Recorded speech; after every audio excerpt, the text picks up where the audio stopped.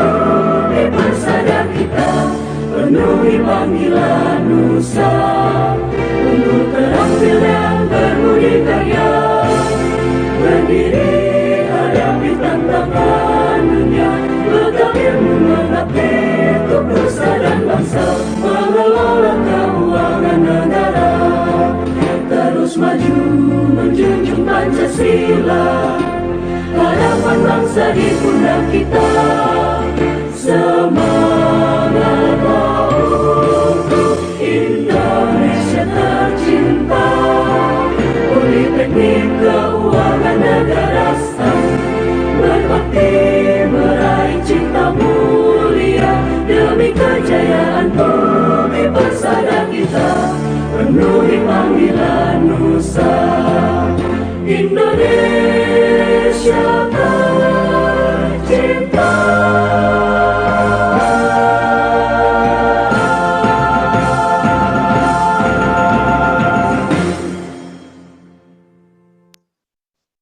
Ladies and gentlemen, now let us listen opening remarks from Director of Polytechnic of State Finance STAN, Bapak Rahmadi Murwanto. The Honorable Dr. Nadiah Abd Hamid, my fellow colleagues of PKN STAN, the lecturers, and all of my beloved students. Good morning. Assalamualaikum warahmatullahi wabarakatuh. Today we have a very, very good opportunity to listen to a speech by one of our colleagues from Malaysia, University of UITM, University of Teknologi, Mara.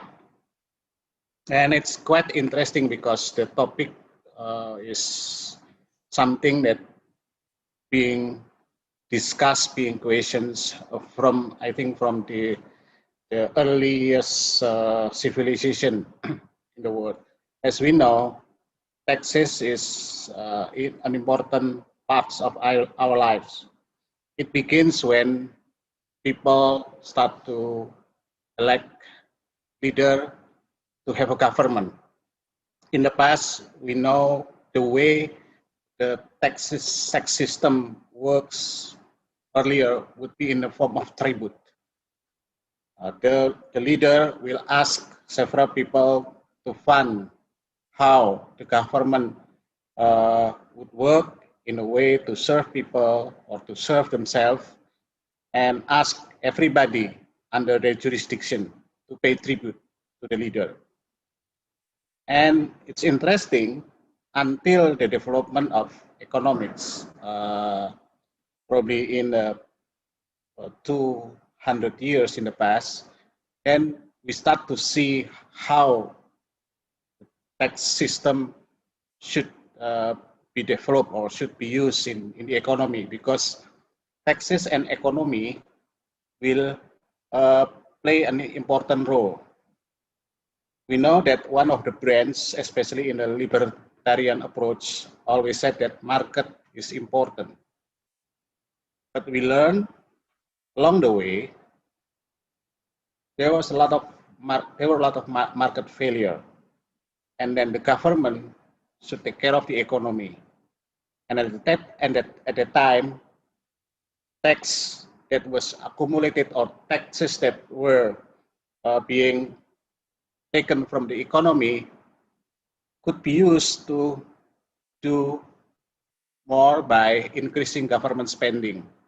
So taxes, government spending, and economy will have a very, very interesting. If I want to use it, it's very similar to how we drive the economy, where taxes is somehow a means to do like a braking system that we should apply if there's something too fast, the economy is too fast, and it can be used, the energy created by the taxes or fund accumulated by the taxes in the form of anywhere, or in the form of, if we take some of the current resource in the economy in a form of a loan or debt, government debt, then it can be used as a way to accelerate the economy. But in the end, that should be paid by taxes, the future taxes.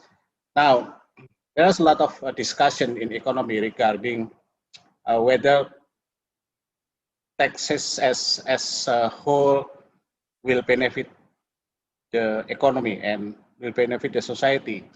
But one side, there is a discussion that tax has a deadweight loss in the economy.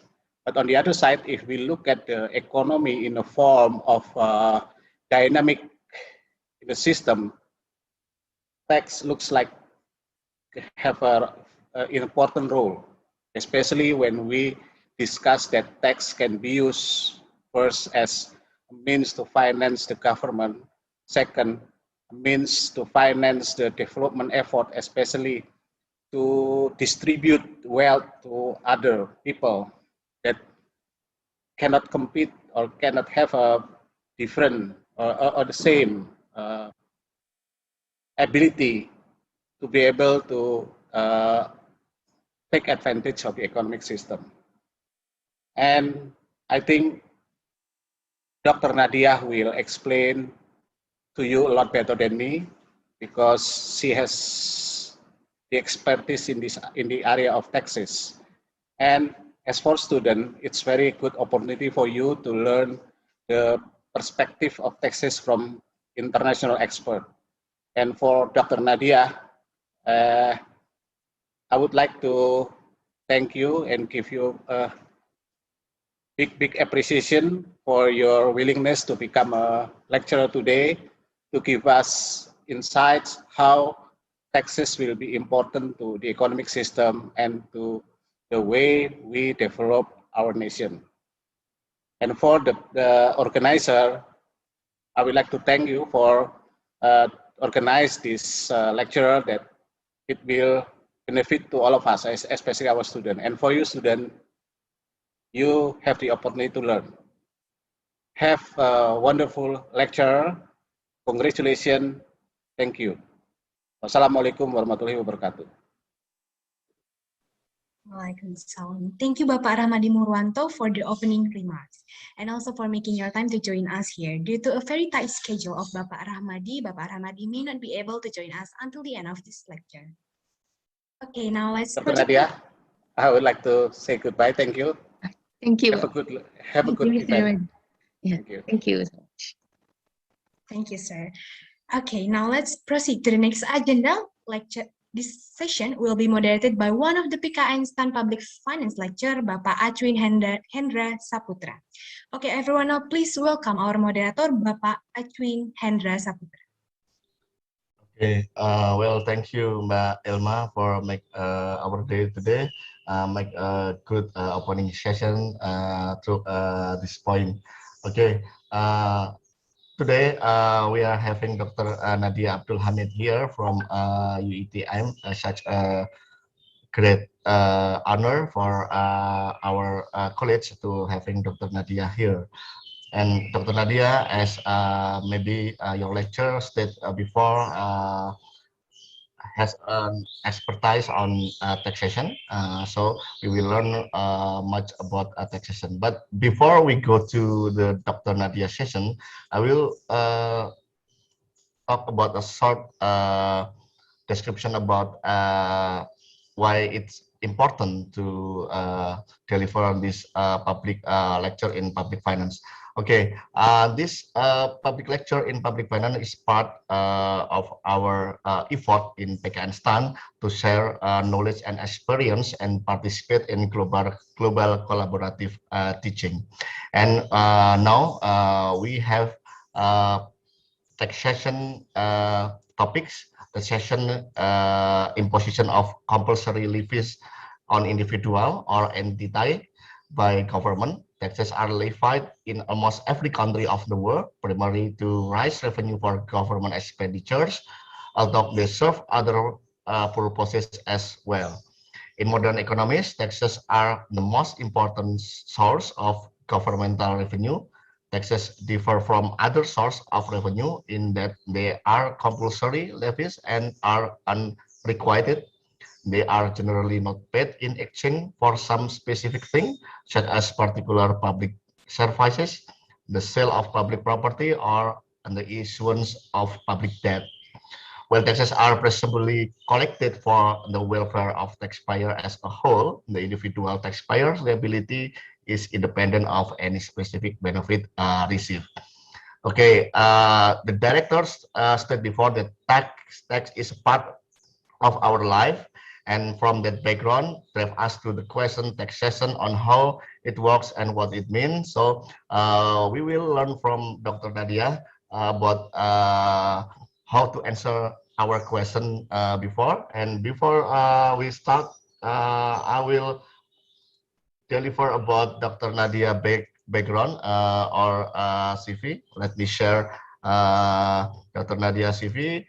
Dr. Nadiah Abd Hamid, the current position is Associate Professor from Faculty Accountancy, Universiti Teknologi Mara, and academic background.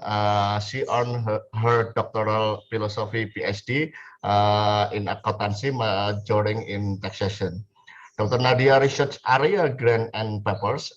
First area of research focus in taxation, particularly in tax planning and tax compliance. So you can ask her about the tax compliance issues maybe in Malaysia. It's same or not within Indonesia.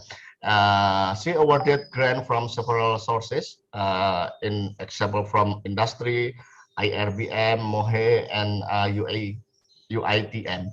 Research were also conducted through supervising of 4 PhD students and 15 Master by coursework student, Master of Accountancy, and Master of Forensic Accounting and Financial Criminology.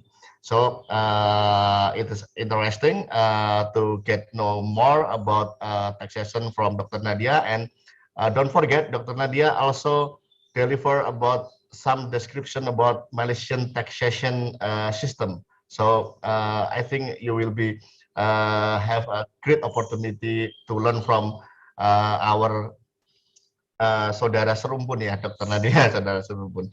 Okay, to make it faster, I give the time to Dr. Nadiah. Dr. Nadiah, the screen is yours. Okay. Assalamualaikum warahmatullahi taala wabarakatuh. Thank you so much to our moderator, Mr. Acwin Hendra Saputra, the Director of Polytechnic STAN, Mr. Rahmadi Murwanto, Mr. Budi Waluyo, and all the PKN STAN lecturers, participants, especially anak-anak students Diploma 3 Treasure Class 2019. Okay. First and foremost, I would like to take this opportunity to thank STAN Polytechnic for inviting me as a guest lecturer to share knowledge in tax, okay, with the students, and I'm very delighted to be here today. And syukur Alhamdulillah for all the strength and good health that Allah SWT granted us, right? Okay, let me share the slide first.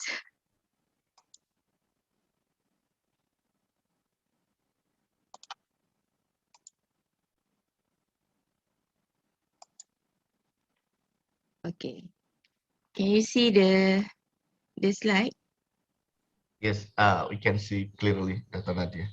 Okay, if let's say I remain like this without slideshow, is it okay, Mr. Acwin?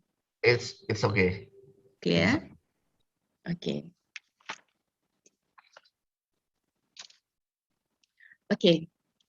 Actually, I'm very happy, okay, today to share some tax knowledge with all of you, the students, okay, from the public finance. If I'm not mistaken, right, Mr. Acwin? Yeah. They are from the public finance, okay, and you did learn something about tax, because as what the director of PKN just now told us, that taxation is very important, okay, especially as the main source of income for the country. Okay, our country needs source of fund, and tax is become one of the major income for the country. So I foresee that with the total participant of almost 280, okay, the students here, you are the future taxpayers. Okay, so that's why it is very important for us, okay, to create awareness, okay, for our future taxpayers, so that when they are been working after they are graduate, okay, they work, so they will become a very good taxpayer lah, who comply to pay tax. So that's why I foresee the topics given today is very important. Okay, and if we quote a famous proverb, okay, quotation from Benjamin Franklin, in 1789, where he stated that nothing is certain except death and tax. So we can see that, okay, from since 1789, tax is very important. And Benjamin already stated that his famous quote stated that we can't avoid from paying tax, such as debt. Okay, okay. So because tax is something that is very important, okay, to the country. Now, today we are going to see what is tax. Okay, we want to explore what is tax, how does it works, okay, what it means, and where are all the tax money goes. All right. Okay, so this is the outline for my presentation today. I would like to divide into 4 sections actually for the presentation. The first one is the overview of the taxation, right? So in the overview of the taxation, I will briefly explain on what it means by the taxation, the tax, okay, the definition of the tax. And then we will see what is the origin of taxation, okay, and the obligation to pay zakat and tax. Okay, so that one is under section 1. And the second section is on how tax works. Okay, so I will, for how tax works, I will share, okay, regarding the Malaysian taxation, how we compute briefly how we compute tax, okay, and how we submit the tax returns. And then the next section is where does all the tax money go, okay. To explain where the monies, all the tax collection has been utilized for, I would also include the explanation, a brief explanation about the components of the public finance, because I noticed that one of the components of the public finance, it include the activities of revenue collection, right? Okay, and then we will go further into the discussing on the worldwide unresolved tax issue, which is the most important, the tax non-compliance, because the issue is the issue of tax compliance is still unresolved. Okay, from the early since 1789 until now. Okay, tax compliance is still become an issue. Okay.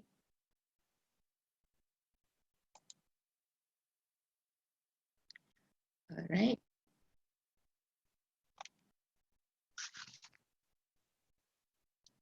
Okay, what is tax? Okay, I think each of you, every one of you know what is tax, right? For us as a taxpayer, okay, pembayar cukai, we call as a taxpayer. And as a taxpayer, for example, like me, I have income from my employment, okay, kerja penggajian, bekerja di universiti dapat gaji. So I become a taxpayer, similar like other lecturers here.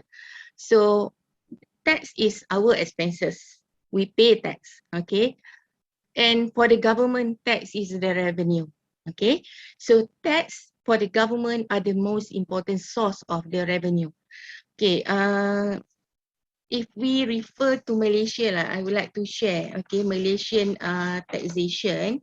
For example, the main source of income from tax source for Malaysia comprise of 54.1% from tax. So when we talk about tax, it means that it comprises between two lah. We have two type of tax, right?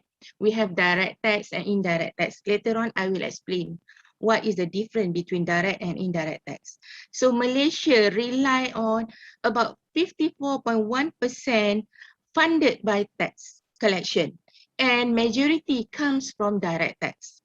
And another 19.4% come from non-tax revenue, while another 29.5% from borrowings and use of government assets. So that means that even though there is 54.1%, but it still is not is insufficient, okay, to cater or to supply the fund to the government, especially this is a tax, the budget 2021, maybe because of the pandemic, okay, the increase in the pandemic of COVID-19, the government need more funds. So that's why the government need to have to borrow or use the government assets. All right. And tax is a process by which, okay, the government of a country obtains money from people in order to pay for its expenses. So what you have to understand, tax is the main source of income for the government. All right. And what is tax? Tax too is the process by which the government take our money, okay, as a tax to pay or to finance the government expenses. And taxation is a compulsory levies on individuals or entities, okay, especially to raise revenue for government expenditures and other purposes as well. So that's why we can't avoid tax, okay? Tax is a compulsory charge or levy, okay, to us. So that's why we have to comply to pay tax. That's why creating awareness is very important at the beginning. So if we refer to other countries, for example, US and even Japan, they started to create awareness about tax since the kindergarten. Okay, the children at the kindergarten, they start to introduce what is tax. Okay, for example, they show that tax when they ask the student, the children tax, and then they show the picture of what? The picture of the hospital, okay, the picture of the school, the picture of the university. Okay, so that's why how they start to educate the small children. Okay, and then in Malaysia, before this we start the introduction, or we include the tax as the syllabus, okay, in our tertiary level. But now, starting last year, 2020, the government already include the part of the tax syllabus. For example, computation of tax chargeable income in the ADMATS, okay, additional mathematics, form 5, okay, form 5. That means secondary school lah. If let's say in Indonesia, I think SMP, right? SMP or SMA, okay, kindergarten, age, the age of the student is 16 and 17, around that. Okay, so that's why tax is important, right? And what is the objective of tax? As we have just discussed just now, tax is to raise revenue for the government. Okay, and the second one is to prevent concentration of wealth in a few hands. So what it means here is that we want to the person with higher income, or we call it as high net worth income. High net worth income ni we refer to terlampau kaya, okay? High net worth income, they have the obligation to share part of the income with the poor one, the poor people or the lower income level. So that's why we want to prevent the concentration of wealth in a few hands.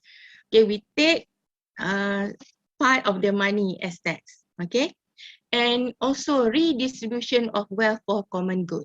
Okay, the money that we took from the taxpayer, we redistribute, okay, to meet our public goods and services, and also to boost up our economy, because the revenue from the tax collection is used, okay, by the government to fund the country's economic infrastructure, okay, and as also to reduce unemployment. The tax, the government give tax, okay, the tax collection, the government allocate to for the asnaf. For example, in Malaysia, because I did involve with the asnaf, okay, asnaf entrepreneur, usahawan asnaf ni, those yang poor people, right?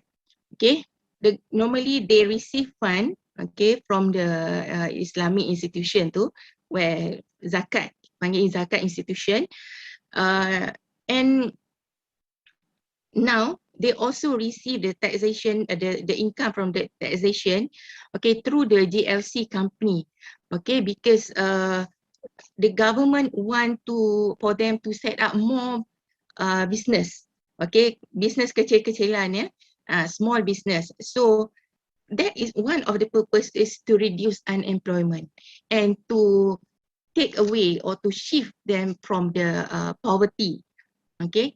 So that is the importance of taxation as well. Okay. All right. So the history of taxation. Okay, taxation is not just new implemented or not just new obligation that we pay, but it exists since 3000 before century. The first record of organized systematic taxation comes from Egypt. Okay, tax collection practice of the Egyptian kingdom explain that the king, the pharaoh, okay, would send commissioners, the representative, to take 1/5 of all grain harvest as tax. Okay, so during that time, the tax on agriculture, okay, from the grain harvest, and we can see that the portion, okay, in terms of percentage or ratio. So during the Egyptian, they take 1/5 of all grain harvest as tax. And China, the ancient China also charged tax on its population and use the income to support armies, okay, construct canals for transportation and improve irrigation. So I think how the tax works, okay, is similar, okay, since at the beginning of the century, okay, where they collect tax from the population and they use, okay, for the benefit of the population also. So that's why you can see that to support armies for the security, okay, and for the transportation. Okay. And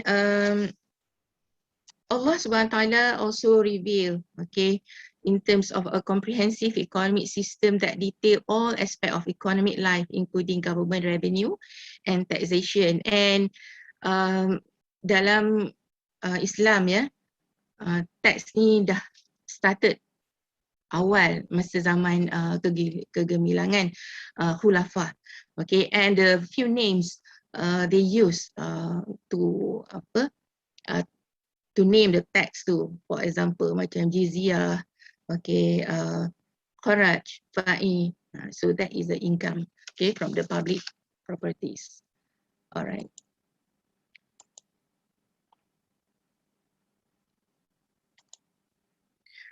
Okay, obligation to pay zakat. Okay, as Muslim, we as a Muslim, it is our obligation to pay zakat. Okay, as stated in Surah An-Nur verses 56. Dan dirikanlah kamu akan semayang serta keluarkanlah zakat dan taatlah kepada Rasul supaya kamu boleh beroleh rahmat. So zakat as a Muslim, we pay zakat.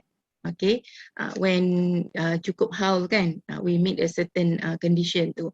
And zakat is actually for the asnaf and for the specific categories, specific groups. Okay,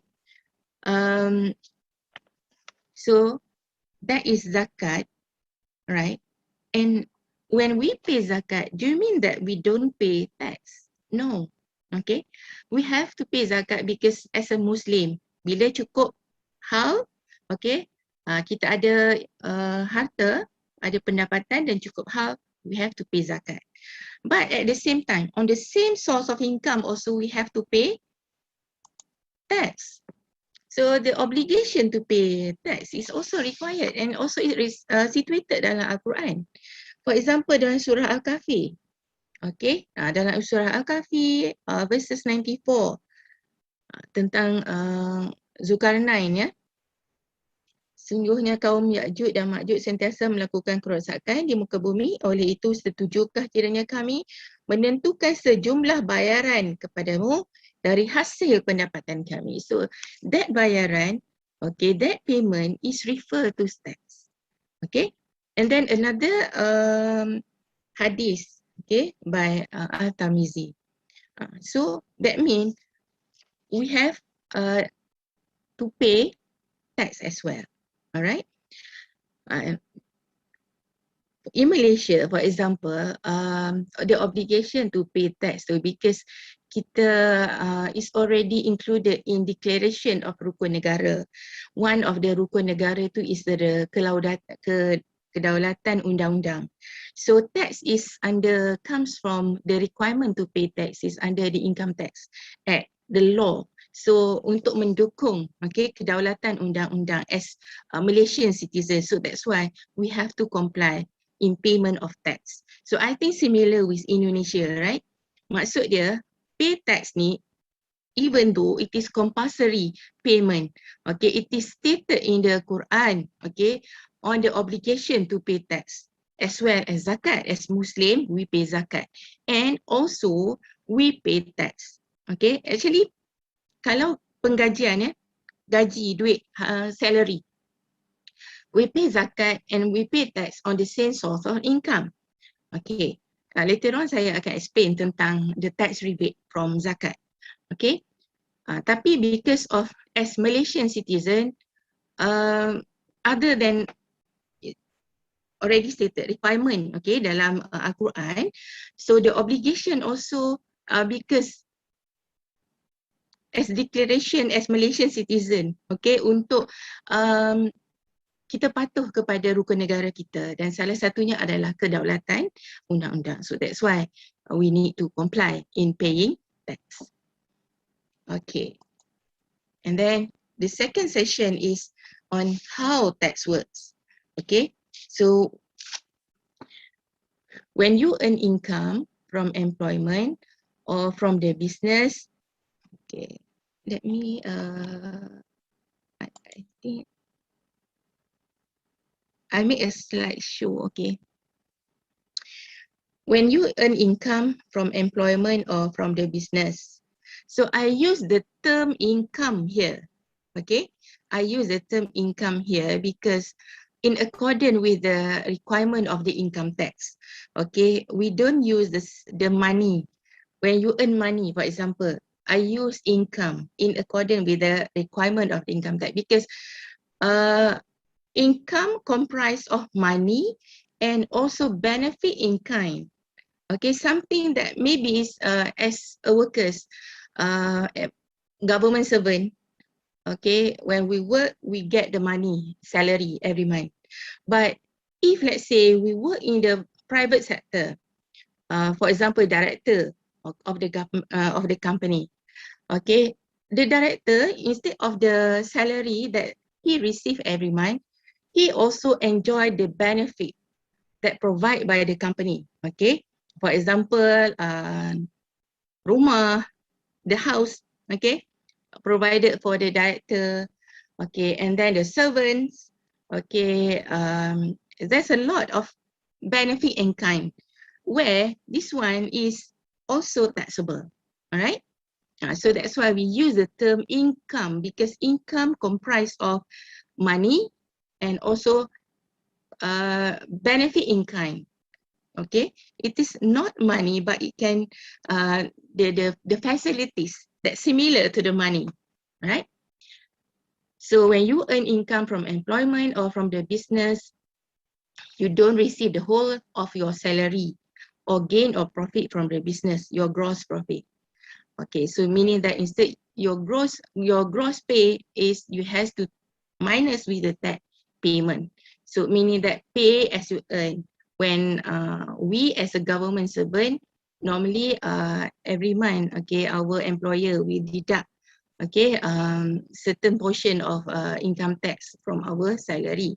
So that is the pay as you earn, okay, to the government. So what's less is your net pay. Okay, so where is the money goes actually? Okay, how tax works? To build, okay, to develop the school, roads, parks, hospital, and other public works and services, okay, which rely on you, okay, and your neighbors, your businesses, organization, estate to pay tax that we have to meet the government budgets. So maksud dia, tax ni, the government rely from us, our neighbor, okay, all the business to pay tax to the government. Okay.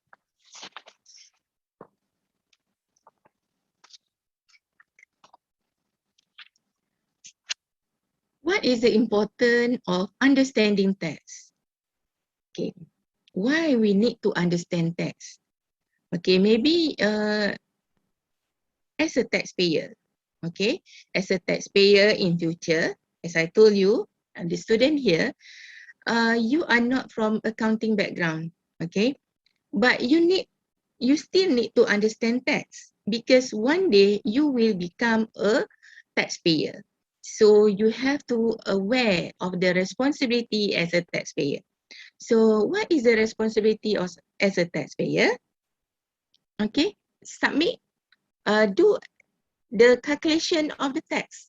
Okay, we have to calculate the tax and we submit the tax return form, okay, according to the stipulated time period. For example, in Malaysia, for individual, okay, we have to submit by 30th April. So that means by 30th April, each of us need to submit the income tax return forms. Okay. And the second one, by understanding tax, it will help you to get more tax relief. Therefore, you can minimize your paying of tax. Okay, because when we pay tax, it doesn't mean that all the income that we incur, all that we have to pay tax. There are some deductions or relief that we can utilize to minimize the payment of tax. Okay, so that's why you need to understand tax because you need to know what is the tax relief. Okay, tax relief is the relief or deduction, okay, given by the government. Okay, later on I will show what kind or what type of tax relief in Malaysia that allowed, okay, to be deducted to minimize your tax. And understanding tax also will reduce the likelihood of making mistake in the tax return. For example, in claiming tax deduction, tax relief. Okay, for example, tax relief tu is child relief. Maybe Indonesia pun ada child relief. For example, anak-anak with the diploma ni, your parent kat Malaysia, if let's say kat Malaysia, we entitled to claim child relief of 8,000, okay? 8,000. So meaning that our income tu akan less. We less with the 8,000 for because our children is study at higher education degree, okay, degree level kan, including the diploma. Okay, so if let's say you don't understand the tax, you don't know the tax relief, you don't deduct the tax relief, right? So that's why your tax is higher. So that's why you very important to reduce, to know, to understand better tax. Okay. And reducing the likelihood of making mistake. For example, when we claim the child relief, either one, for example, we married, we have husband and wife. If let's say the income of husband is more than wife, so better husband will claim the child relief. We cannot claim both. Husband pun claim anak dua orang, husband claim both child relief. And then wife working, wife also get the income. Okay, the wife have income, and also wife also want to claim the child relief kan. So my friend, they are not from the accounting background. They tend to do a mistake when they don't understand the tax relief before this. Okay, because they claim the child relief, both husband also claim the child relief on the same anak, okay, the same children, and wife also claim the child relief on the same anak. So at the end, they are subject to tax audit.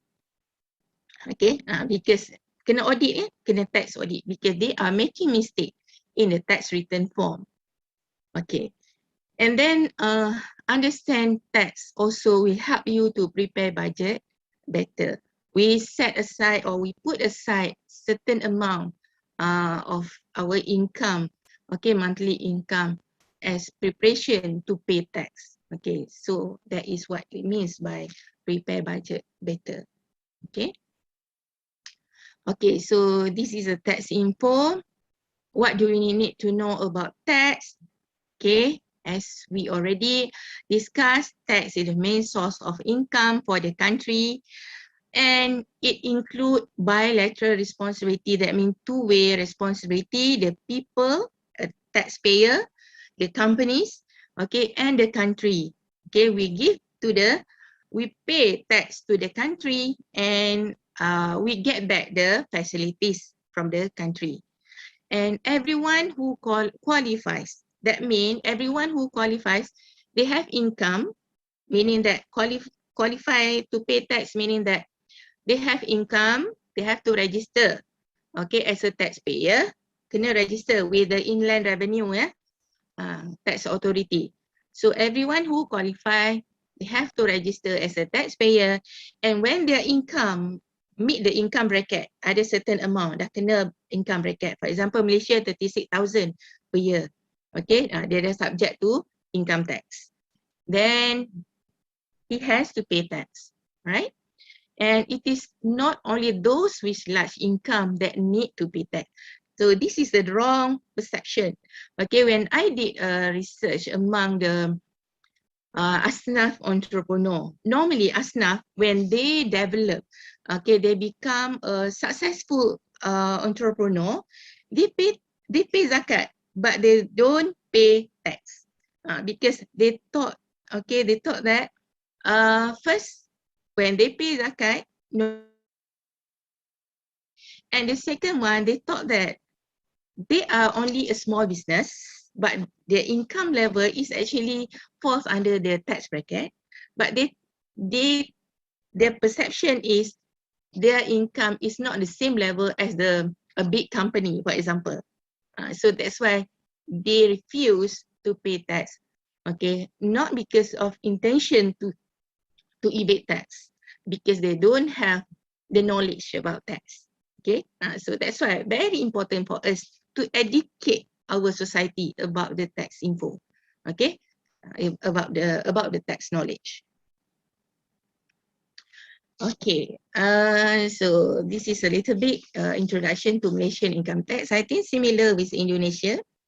Okay, type of tax in Malaysia, there are two types of tax. Direct tax, where we pay directly by those whom it is levied. Okay, example of direct tax is income tax, real property gain tax, stamp duty, petroleum tax. So, and Malaysia depends a lot, okay, on this source of income, which is the direct tax, especially on the petroleum tax and the petroleum tax, okay, and also the income tax.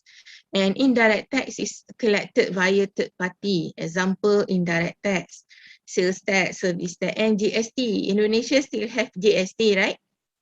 Okay, but Malaysia dah revert back to sales and service tax. So this is actually this diagram shows the summary of what we have discussed just now. So that is mean by the direct tax, where as a taxpayer, whether individual taxpayer or company, we pay directly to tax authority.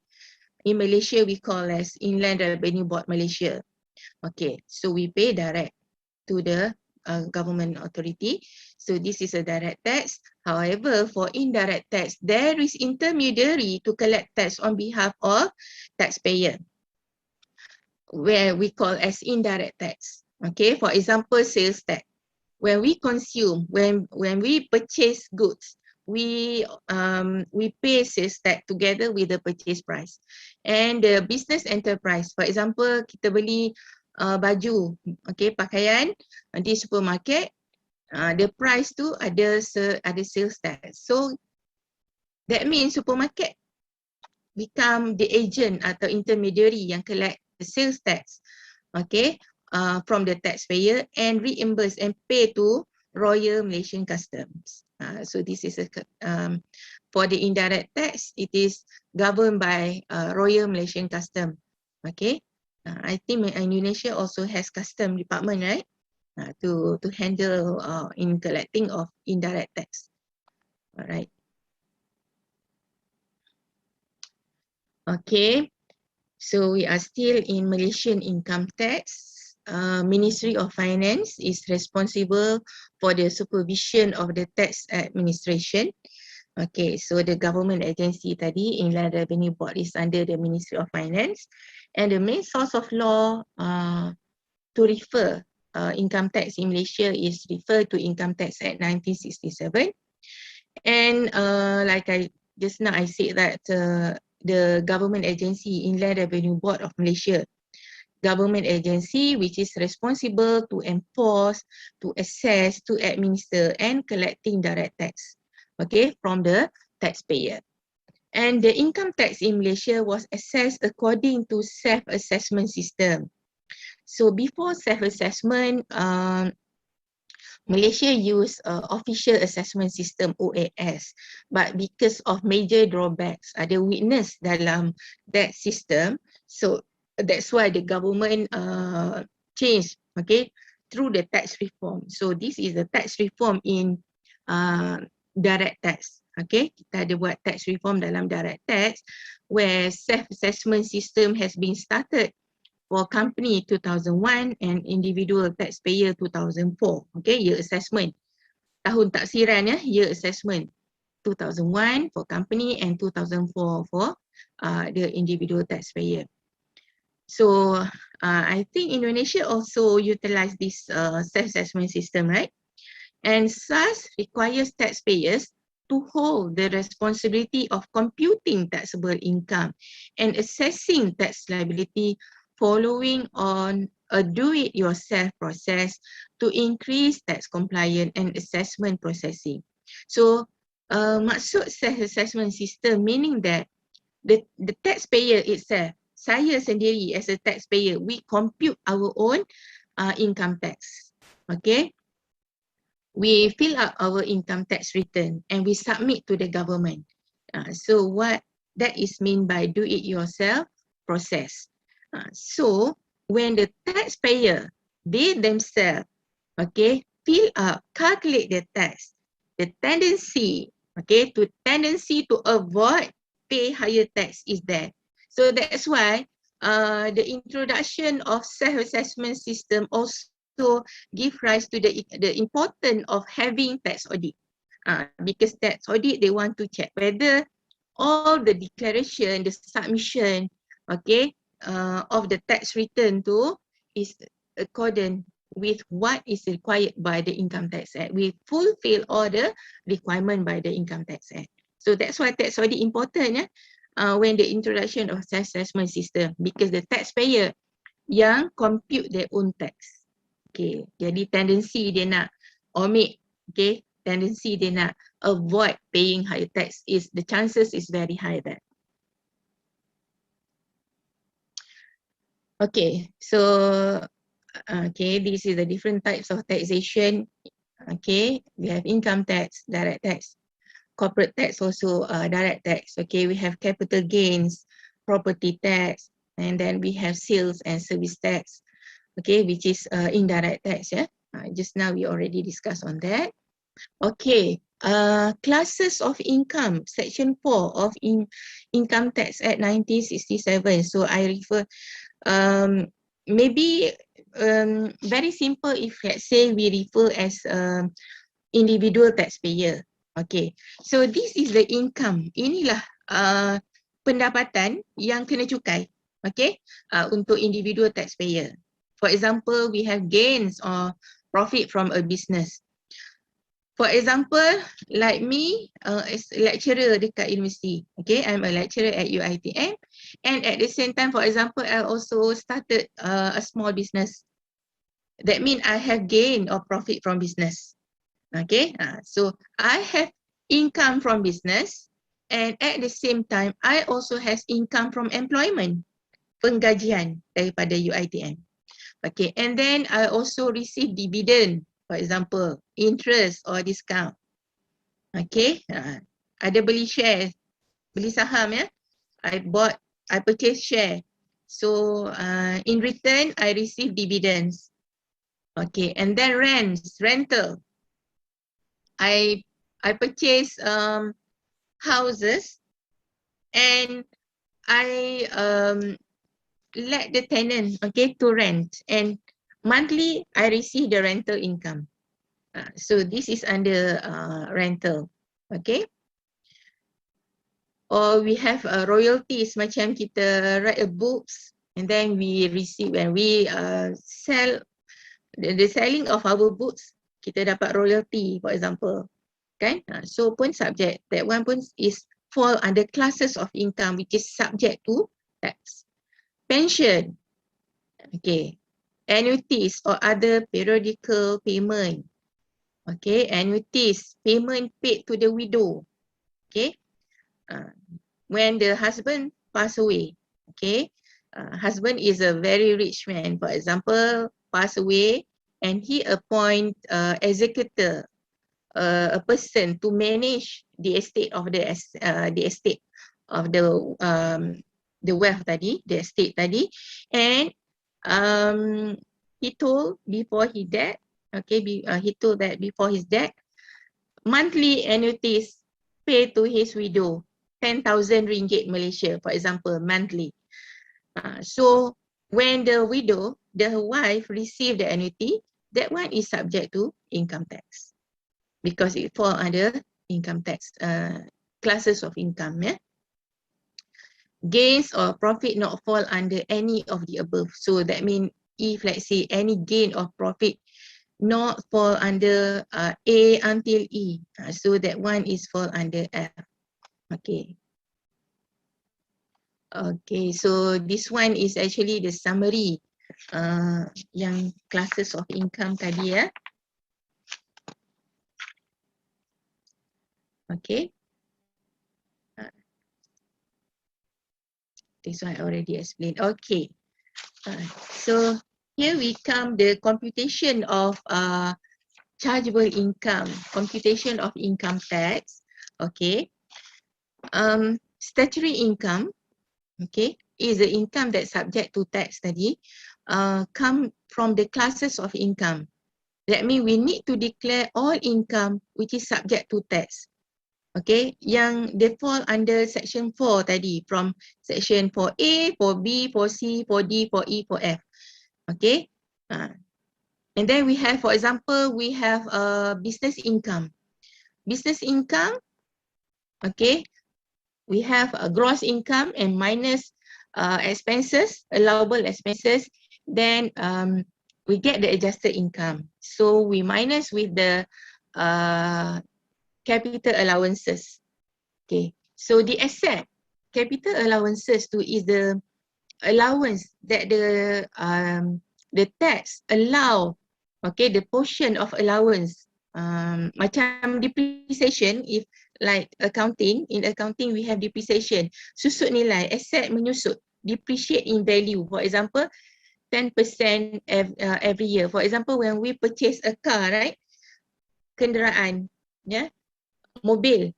If let's say we purchase today, next 100,000 ringgit Malaysia, next year the value akan jatuh. For example, the value decrease by 10%. So next year the value may be reduced by 10,000, 10% over 100,000, and the value become 90,000 next year. Similar in tax. In tax, we don't recognize the depreciation, but we have capital allowance. Okay, so that means the asset we call qualifying asset that we purchase for the purpose of using it to generate the business income, to generate the income for the business. We allowed capital allowance. Okay, capital allowance. Okay, jadi capital allowance tu meaning that the more the asset that we purchase machine, we purchase motor vehicle to use in our business. That means the higher capital allowance that we can claim.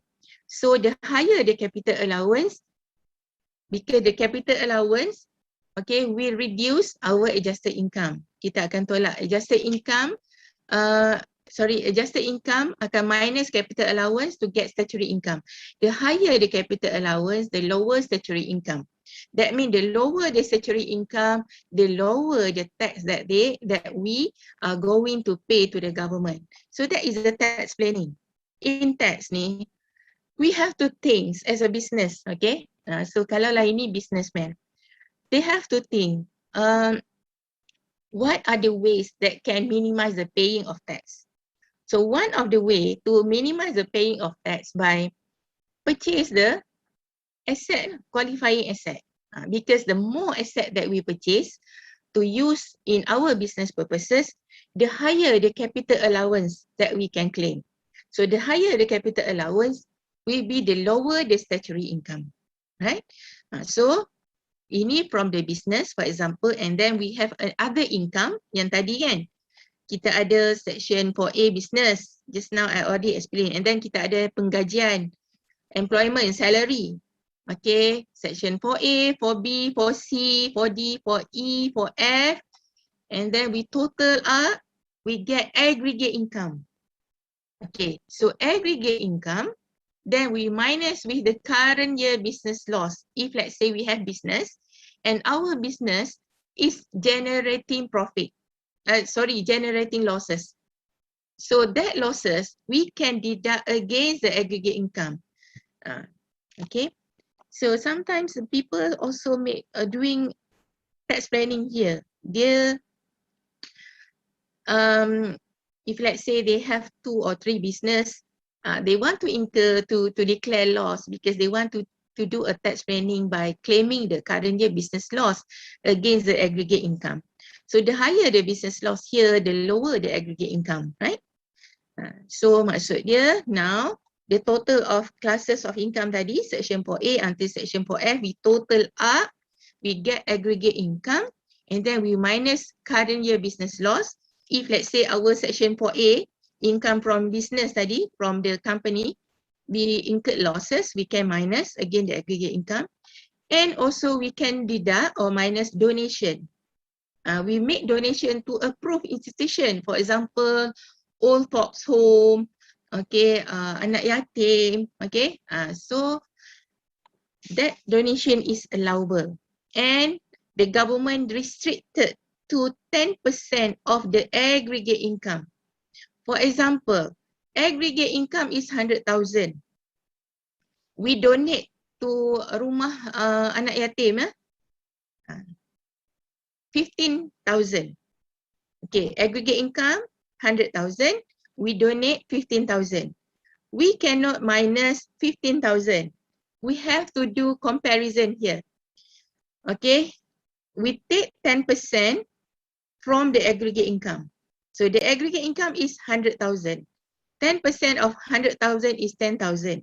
We compare with the actual donation, 15,000, and we take the lower. So that's why we ada restriction here, the donation. Okay, so aggregate income minus donation that we allow, donation that allow is 10,000. Even though we donate 15,000. Because we have restriction here, 10% of the aggregate income. Okay, so that means we only can minus against aggregate income is 10,000. Another 5,000 too we consider as a permanent loss. Okay, so aggregate income minus current year business loss and donation, we arrive total income. Okay, so total income, here is important to have total income because let's say for individual taxpayer, husband and wife, if let's say both are working, normally we advise them to do separate assessment. Separate assessment meaning that husband compute his own income tax, wife compute his own income tax. But if let's say in the case where wife ni is not working, okay, ataupun gaji wife ni sikit, okay, jadi kita selalu advise for the joint assessment. So for joint assessment, kita include dekat total income. And for joint assessment, normally husband can claim wife relief. Dapat wife relief of 4,000. Okay? Here. And then after we get the total income, we minus the tax relief. Okay, tax relief. For example, child relief yang tadi kan. Nanti later on saya akan tunjuk what is the tax relief kat Malaysia. And then we come the final stage, the chargeable income. So these are the income yang subject to tax. Okay, chargeable income. Jadi this is a process of computing the income tax payable kat Malaysia. Started with the statutory income. Okay, that means we total up, okay, the income under classes of income and we get the aggregate income. And then we minus current year business loss and donation and we arrive total income. And then we minus tax relief to get the chargeable income. Okay. I include also here notes on resident versus non-resident because I thought Indonesia also important to determine the resident status because there is as a resident person, okay, the resident individual enjoy many tax relief, okay, as compared to non-resident, okay. And individual who is tax resident in Malaysia would be given overall preferential treatment lah. Okay, ada banyak kemudahan pencukaian ya, tax as compared to non-resident individual. For example, tax rate. Kalau tadi, for example, we already compute chargeable income. If let's say that taxpayer is not resident in Malaysia, jadi chargeable income we straight away times with the 30%. Higher, right? Let's say the chargeable income 100,000 times 30,000. That means he has to pay tax 30,000. But however, if let's say he is resident in Malaysia, kalau resident in Malaysia, then kita ada kita panggil scale rate. Scale rate range, okay, ada range from 0% up to 30%. Okay. So I think when I refer to Indonesia, the way how to determine the Indonesian income tax, determine the resident status by looking to the number of days also. Okay, 183 days if I'm not mistaken, right? So similar lah in Malaysia. We consider to determine the resident status of the individual based on the number of days that he spent in Malaysia. Okay. And we have 7, that one is under section 7. We have section 71A, section 171B, section 71C, and section 71D to determine the resident status. But actually the basic determination of the resident status is based on the number of days he is present in Malaysia. So this is the scale rate. If let's say the resident individual, okay, the resident taxpayer, we base the calculation on the scale rate ranging from the 0% up to 30%. So this is for the year of assessment 2020. Okay, so this is an example of tax relief. Tax relief is a deduction, okay, that can be claimed by the taxpayer, okay, to minimize or to reduce the income tax. Okay, for example, if let's say the taxpayer resident, so that's why important to have that resident person, the resident status too, because as resident person, he is entitled to get self-relief 9,000. So let's say both individual tadi, husband and wife are working and they separately compute their tax. That means husband can claim 9,000 and as self-relief, and wife can claim 9,000. Okay, and if let's say that individual resident is disabled, a further deduction is allowed, which is 6,000 because for disabled individual. Okay, and then we have many many tax relief allowed, okay, for the resident taxpayer in Malaysia. So this is a continuation of the tax relief. Okay, for example, education and medical insurance, the maximum tax relief that we can claim is 3,000. Medical expenses for parents, we also can claim. Okay, treatment of special needs. Ini ya, medical expenses for parents, or let's say we don't incur any medical expenses for our parent. For example, macam like myself, let's say lah, monthly, I give money to my mother. Okay, so my mother did not incur any medical expenses, so I'm not claim any medical expenses, for example, but I can claim duit. Okay, the money that I allocate for my mother monthly, maximum is 1,500 for one mother. And if let's say we have a father, that means total is 3,000. Okay. But this one actually, let's say lah, macam like me, only my sibling, they don't work. For example, my sister is not working, so she is not claim income tax. So that means I only enjoy myself 1,500. But if let's say we have 3 children who claim income tax, and every month they also give money to their mother, though 1,500 they have to portion, okay, a month 3 of them. So that is for the benefit, okay, when because we want to take care, the government encourage the child, okay, to take care of the parents by giving money, okay, to them. So, okay. So, okay. Can you understand? So, this is a example lah of Malaysian income tax, and included in the Malaysian income tax is the tax relief. Tax relief ni is the deduction, the relief that can claim by the taxpayer to reduce the amount to pay tax, the amount of tax. Because let's say we only depend the amount of tax from the salary, maybe the higher kan of tax expenses that we need to pay. So that's why the government consider to minimize the income tax payable by the taxpayer by allowing certain relief, okay, to minimize the tax expenses tadi. So these are the relief.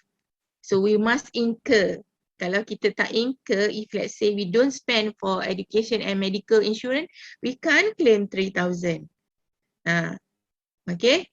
So that's why we have to be transparent and we have to be honest when we declare our income tax.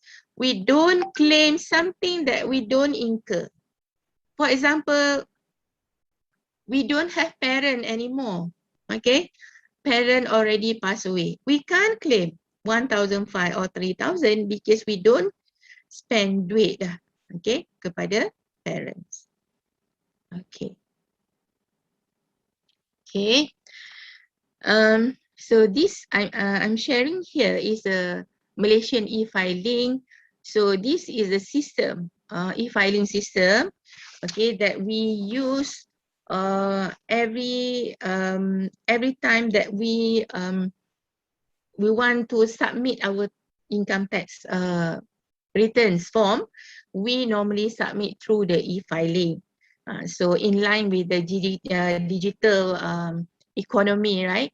The IRBM also from time to time they improvise, okay, the digital platform to ease, okay, to give more advantage for the taxpayer, okay, to comply with the income tax requirement.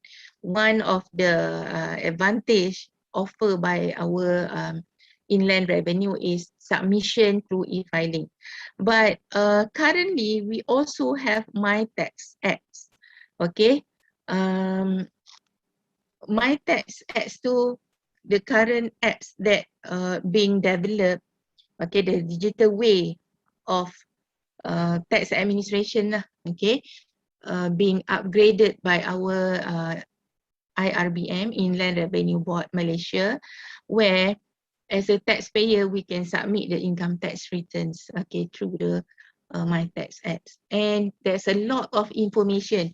For example, if let's say in the website, okay, IRB website, we can refer to all the tax relief yang tadi yang just now I share with you. Let's say we don't understand anything, we can refer to the website of IRB, okay, in terms of computation of the income tax. So that's why in tax, even though you are not having background in accounting, okay, so you have to search, okay, you have to search the tax information because we want to submit a accurate return form, right? So that is one of the responsibility as a taxpayer. We have to search the tax information, right? So this is the example of the tax e-filing. It's very simple, okay? But first, for submission through the e-filing, we need to remember the password because this is the one time, okay, over the year tu kan. Sometimes very difficult to remember the password and we lose the password, okay? But we can forget. There ada button for forgot password. But we have to remember what is the email address that we use to deal with the inland revenue because the password tu dia akan send through that email address, right? Okay, so very easy nowadays with the digital platform, right?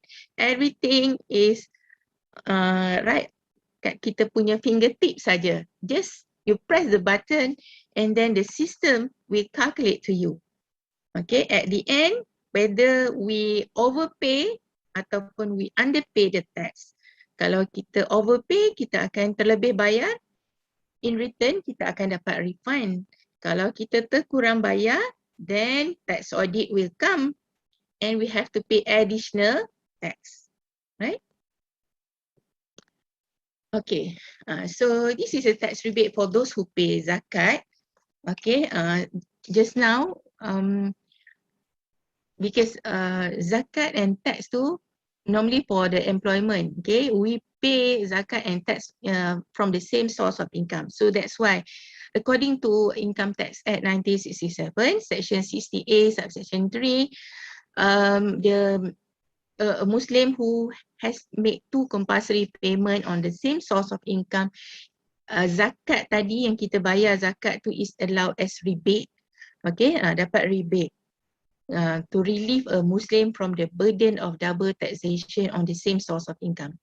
Jadi, so that's why in Malaysia, normally we like to pay zakat because we get rebate. Rebate ni is the deduction after we compute using the tax rate. Okay, kan tadi I already show you the scale rate. If let's say we are resident in Malaysia, we use the scale rate. After we compute that using the schedule rate, then we allow, if let's say we pay zakat and then we still have tax planning there, okay, where we can deduct a rebate for zakat. So at the end maybe our income tax jadi zero ataupun negative, refund lah. That means we get refund from Inland Revenue Board. Alright.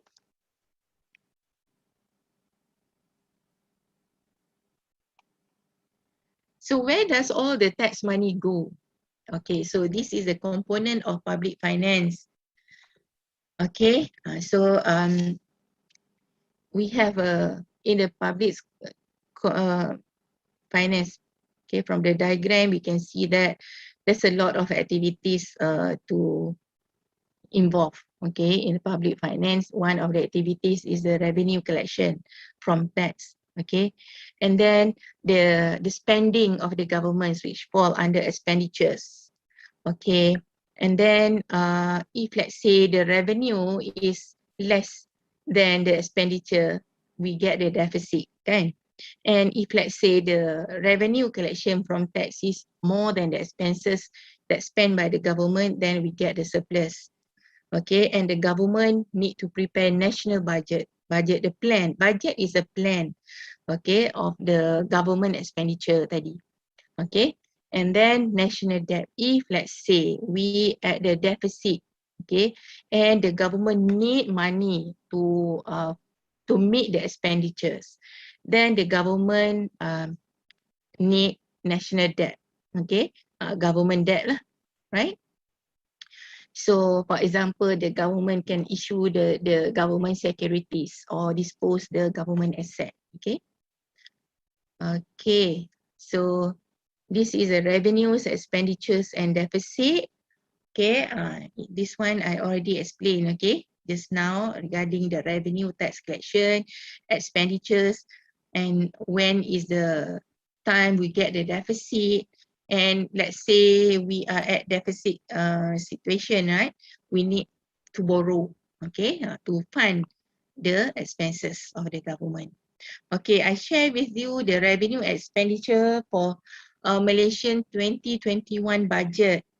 Okay, from here we can see that okay, income from Malaysia, okay,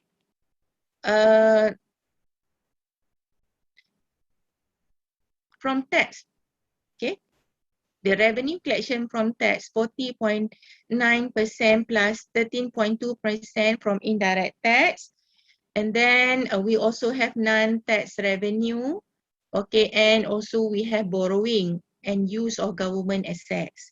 So all that is the income or revenue for the Malaysian government for budget 2021. And where it goes, so we can see that it goes for the development expenditure.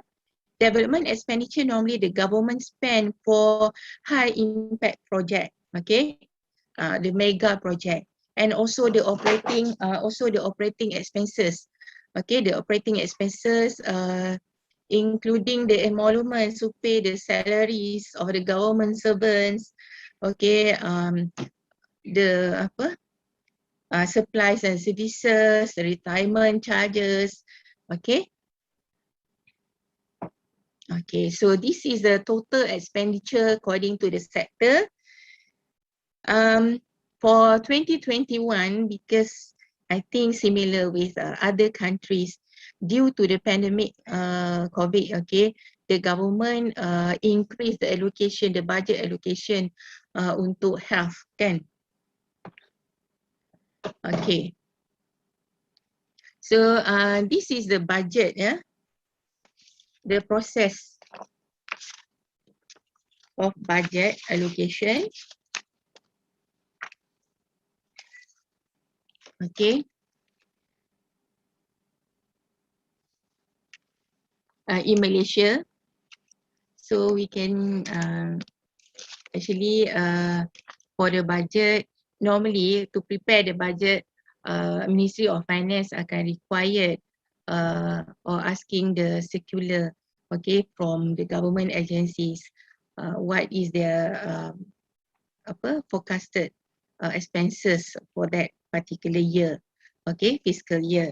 And then when they receive the submission in March, okay, they will study, and then there is a public budget hearing, yeah, in May to July, and then August to September. Sorry. Okay. August to September, they have approval of New Year estimate by the Ministry of Finance. So this is the process of the budget lah. And then August to September is the approval of New Year estimate. And then normally September to October will be the budget hearing. Okay, and September to December will be the Parliament debates and approve of New Year budget. Okay. So the importance of tax to society. So that is the, sorry, what happened?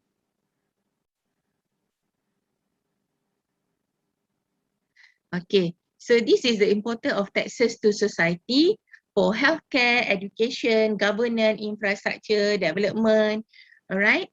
And then we have also to fund the transport, housing, security, environmental protection. So all these kind of public for the purpose of the public goods and services.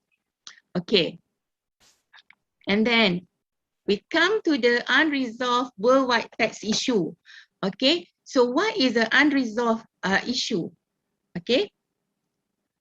The issue of tax non-compliance. So if we refer to the articles, the literature, there's a lot of issue, okay, on the tax non-compliance issue. And why does it happen? Okay, how to mitigate the issue of tax non-compliance?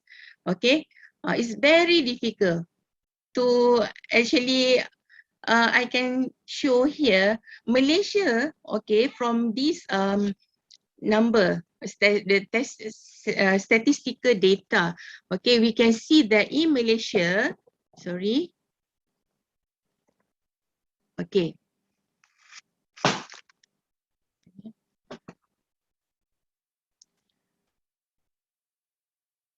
the number of registration within the, whether company or individual, we are facing a low tax compliance, whether from individual or company.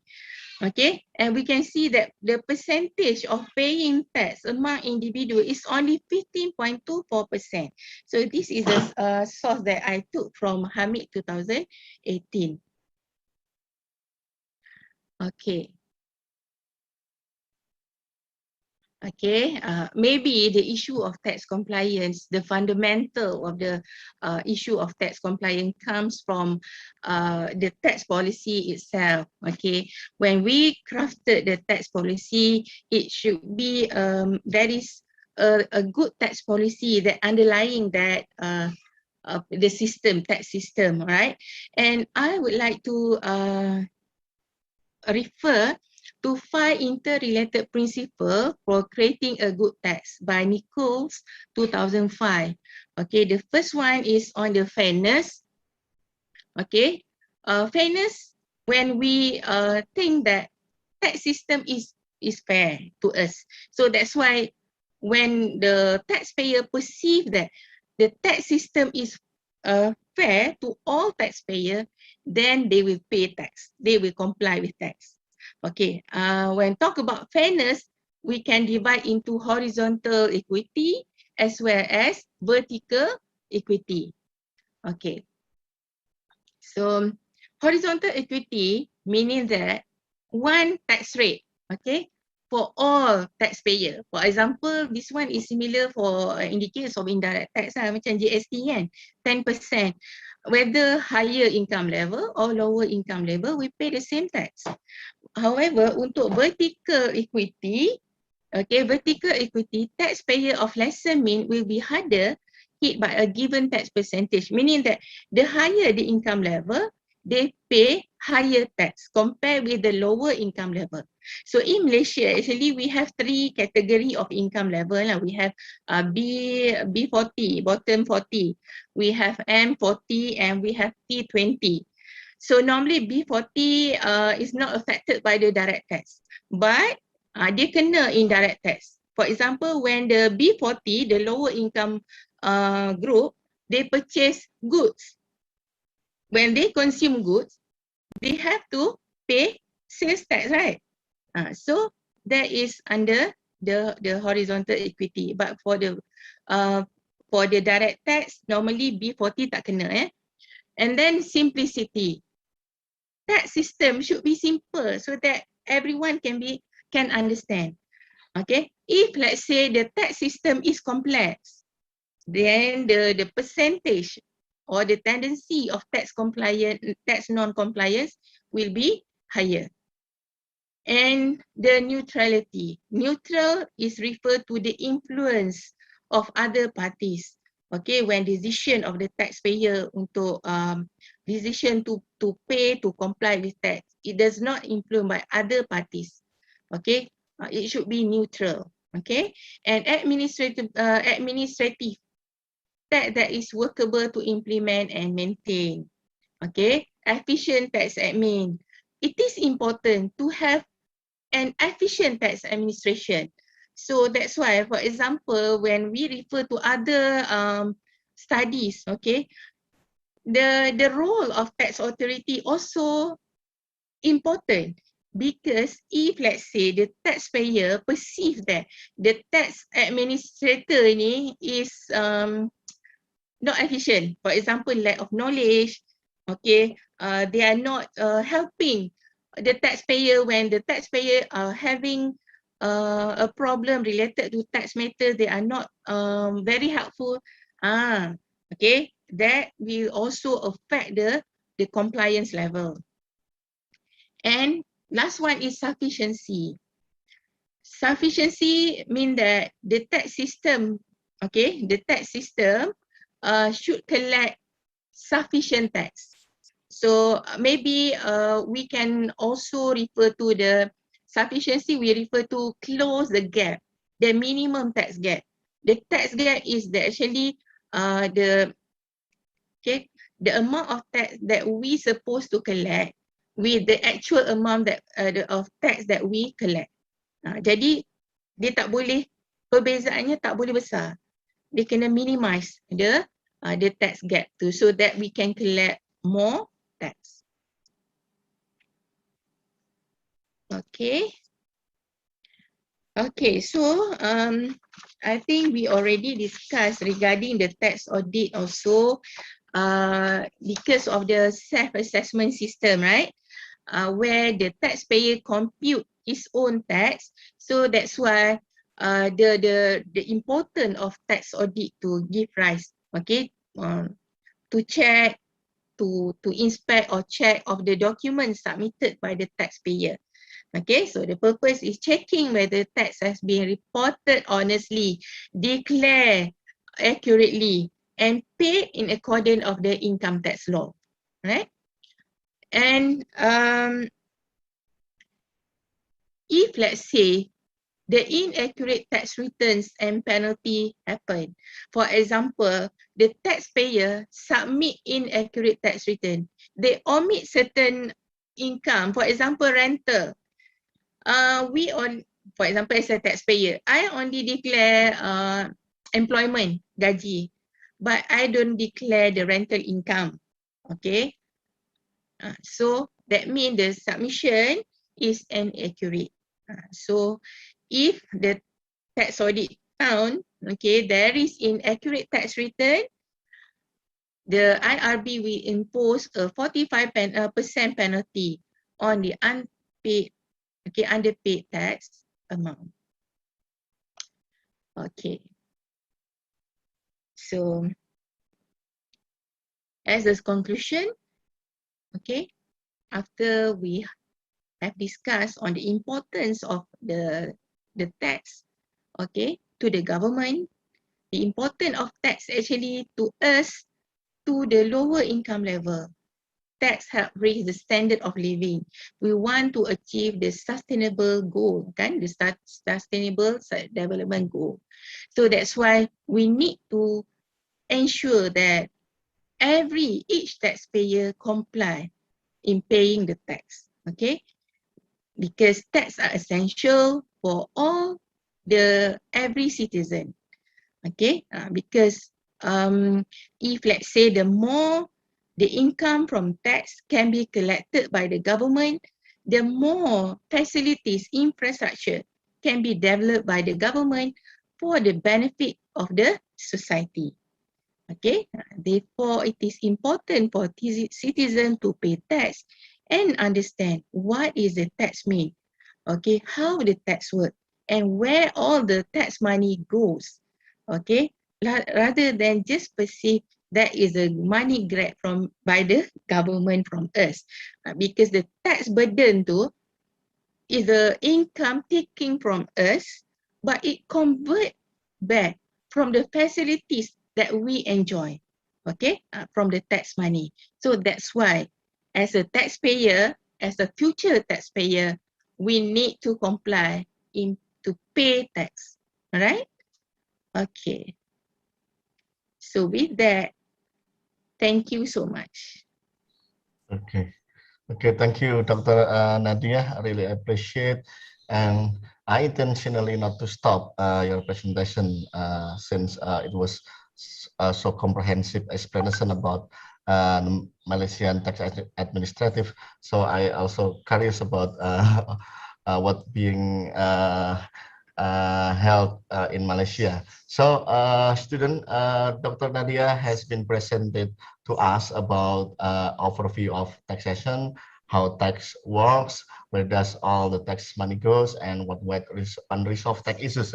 And then she also introduced us to Malaysian tax system, such as direct taxes and indirect taxes, so you can briefly understand the differences between monarch and republic tax administration practice, but it is still the same, yeah. They also adopt the new technology, digital technology like e-filing and many others.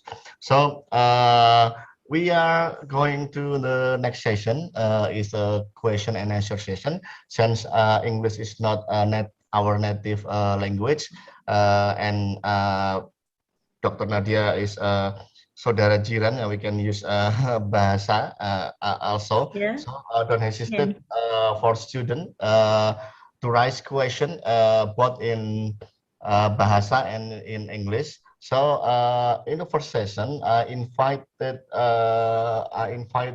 three participants to asking question to Dr. Nadiah about the presentation about the taxation things. So any of you student? Okay, the first chain goes to Rika Ayu Anjani. We call Mbak in Indonesia, Dr. Nadiah. Oh, so, Mbak Rika Ayu Anjani. So you can directly asking to Dr. Nadiah. Okay, Mbak Rika. Okay. Yes, Mbak Rika. Okay. Assalamualaikum warahmatullahi wabarakatuh. Salam. Okay, so Dr. Nadiah, my name is Rika Ayu Anjani. I'm so happy for today and thankful because of having you as the speaker for today. So here is I want to asking about one of the objective of taxation that you've been saying before. So I know that maybe it starts from my lecture said in the opening of this event that my lecturer said it's like tax and economic is playing the important roles and also to distribute wealth to other people. And I think that it's related with one of the objective of the taxation that you've been saying before, Dr. Nadiah, Yes. Yeah, it's like in the second point of that, it's like prevent concentration of wealth in a few hands. Maybe Dr. Nadia said before, it's like terlampau kaya macamnya ya. Yes. In Malaysia, we have the term high net worth income. If I'm not mistaken, in 2019, we have in Malaysia, we have the Malaysian citizen, we have around 2,200 of people yang falls under the categories of high net worth. Terlampau kaya lah. Okay. Okay, I will continue my question, Dr. Nadia. So I'm curious about the case of the Apple incorporation, Dr. Nadia. Maybe I've been reading about this case in, if I'm not getting wrong, it's about in 2016, that Apple incorporation, as we know that it's like a big multinational technology company in this world even, and in this case that ICIG, or International Consortium of Investigative Journalists, that disclosed about this case, and it states that Apple Incorporation is like doing tax avoidance by involving several subsidiaries in Ireland and also Dutch. So it's like trying to taking the advantage of the law of tax in Ireland and also Dutch. So it's like they move the profit of the countries with a high tax rate to the countries that having the low tax rates. So I don't know, Dr. Nadia, maybe you can giving some of the information about this kind of thing, because I just still confusing about how can the big multinational company can doing this tax avoidance. Meanwhile, we having the concept that tax is can prevent the concentration of wealth in a few hands. So maybe that's about the question, Dr. Nadia. Thank you. Okay, thank you, Mbak Rika. Okay, thank you for the question. So actually, this is actually the issue involve cross-border. Okay, cross-border when the multinational companies, okay, they deal the tax, okay, and they have subsidiary. Normally, what they do is they will park, okay, their company. For example, Apple ni in lower tax jurisdiction, or we call as tax haven.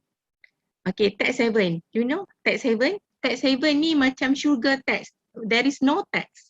There is no tax ataupun very minimum tax. Our neighboring country, which is Singapore, is also listed as one of the tax haven in the world. Okay, other country macam there's many countries macam Mauritius, Mauritius Island. So it happens to this Apple because they want to avoid paying higher tax. So that's why they normally park their subsidiary, okay, in a country which is lower tax. So okay, jadi macam Apple ni, I did read about this Apple, what has happened when they park in the tax haven country. Okay, actually tax haven ni they avoid they akan bagi they lead to a loss to the host country. Okay, for example, let's say Apple belong to US, for example, okay, but they did not park the subsidiary in US. They park in lower tax jurisdiction, where we call as tax haven. So the transaction happen from the higher jurisdiction. They assemble the product tadi, sama ada finished good or the work in progress, to the lower tax jurisdiction because they want to avoid paying tax to the host country. Faham tak? Faham tak maksud saya? Jadi maksud dia, that is the way how they avoid tax. They normally allocate the subsidiary to in lower tax jurisdiction. Okay, so in that case, when they transfer goods to lower jurisdiction, they can avoid paying higher tax at the host country. They pay the minimum tax at the countries yang located by the subsidiary. So that is a process happen when the case to at the multinational level. Okay, When the involve tax haven tu memang akan terjadi tax avoidance. That is the tax avoidance strategies by the multinational countries. Multinational companies normally they park they punya subsidiaries in higher tax jurisdiction, lower tax jurisdiction to get the minimum tax or no taxes or tax charge for them. Can you understand, Rika? Okay, I understand about that answer. Thank you. That is a tax haven. Okay, that transaction involve tax haven countries. Tax haven ni is where the country is not charge the tax at all ataupun very minimum tax. For example, Singapore is also listed as one of the tax haven. Okay, and normally Singapore ni is favor for the R&D, research and development. Normally the foreign companies, okay, will park the R&D dekat Singapore. Normally Singapore charge around 17%, which is lower tax lah, compare Malaysia, kan? And Indonesia, what is the tax rate for the Indonesia? The tax rate for the Indonesia berapa? The company? Tak ada. About in Indonesia, The Indonesia, what is the tax rate? Company tax rate? of the company. I still don't know. Since they are maturing in treasury, they are focusing on tax that defined on government section. So they are not like others major in our college that maturing in Okay. so they are not good private sector issues. Okay, thank you. So Rika, that is actually the tax avoidance strategies. It always happen at multinational, among the multinational companies, especially when they involve the cross-border countries. For example, transfer pricing. Okay, transfer pricing. They also locate their punya subsidiary in a low tax jurisdiction so that the transfer of the product to can be happen from the higher tax jurisdiction to lower tax jurisdiction. In that case, they can avoid paying higher tax. Okay, so actually tax haven ni, my master student asked me when we discuss about the tax haven, why don't the OECD, kan, because it happened across the globe. So this is under OECD. Why can't the OECD actually macam diminish these countries, kan? Because it affects the those countries with tax, okay, with the tax jurisdiction, the host country especially. But there is some advantage of having tax haven as well. For example, in terms of investment, okay, tax haven will attract direct investment from the foreign, and then funding, okay. So that's why we still need to have tax haven countries. Okay, any question? Okay, thank you, Dr. Nadiah, for a comprehensive answer. So, any other question, students? Okay, we have Mbak Nadiah nih, Mbak Nadiah Arina Firdaus and Mas Aldi Adam Ilham. They are asking question. First, Mbak Nadiah, okay, you can directly deliver your question, Mbak Nadiah. Thank you. Okay. Assalamualaikum warahmatullahi wabarakatuh. Thank you for the opportunity. My name is Nadiah Renata Firdaus, and I would like to asking several questions. The first one is, does the ASNAF entrepreneur program affect the willingness of Malaysians to pay more zakat? I mean, the zakat compliance. And does this program also reduce the debt loss? And what are the impacts of this program on tax compliance? And the second one is, how does Malaysia's government do to encourage or support the aspiring middle class by using the tax programs? And Do income classifications and tax relief help them? Thank you. Okay, Mbak Nadiah, I can hear the first question. What is the program? Can you repeat again? What is the Your program? first question, Mbak Nadiah. It's Uh, about My first, compliant, yeah. yeah, my first question is, does the ASNAF entrepreneur program, ASNAF, oh, yeah, What affect the willingness of Malaysians to pay more zakat? And does this program also reduce the debt weight loss? And what are the impacts of this program on tax compliance? okay, can I answer the first one and then I ask again the second question, right? Okay. Because I cannot hear. Okay, regarding the ASNAF entrepreneur, actually in Malaysia, yang berhad is to develop ASNAF entrepreneur. Okay, there's a they have target every year. They target to actually about 100 ASNAF who successful being transformed as ASNAF entrepreneurs.